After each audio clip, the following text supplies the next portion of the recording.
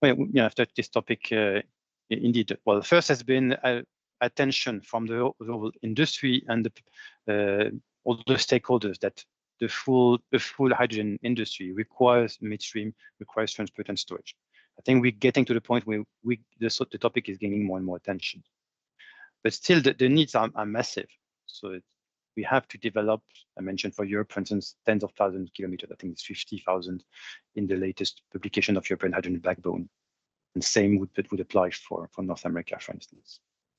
If you look at storage and underground storage, there's been a H2R study recently published, also showing the gap between the announced project for underground storage across Europe and the projection with the needs being directly correlated with the amount of hydrogen, of green hydrogen, that would be produced and used.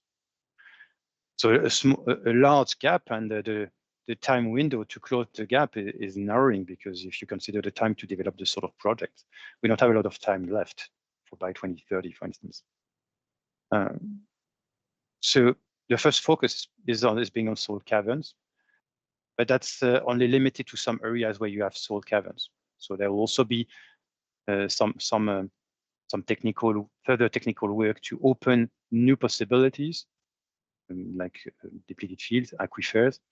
And here we've been part of some research projects that did assess the feasibility of this. And in a nutshell, with High Stories project, it's been shown that there's no showstopper in principle to move to aquifers and depleted fields, but you need to go a bit more case by case, because that may depend on the sort of impurity, biological activity that you get. And some sites will be more favorable than others. But yeah, you can open new geographies, but not everywhere.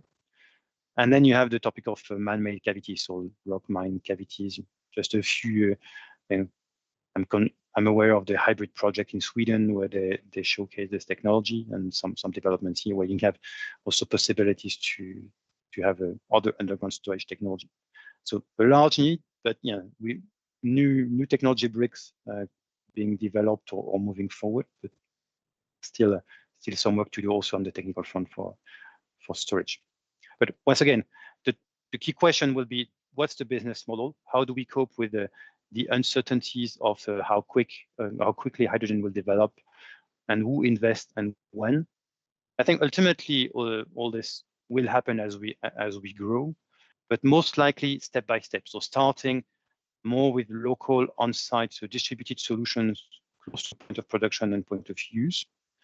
And that could evolve over time to more interconnected grid scale solutions to support the full system and help further optimize. But anyhow, as Vallourec, we play on both sides, so large infrastructure, pipelines, underground storages, but also local storages, and that's the reason why we developed Delphy, that I'm happy to speak further about.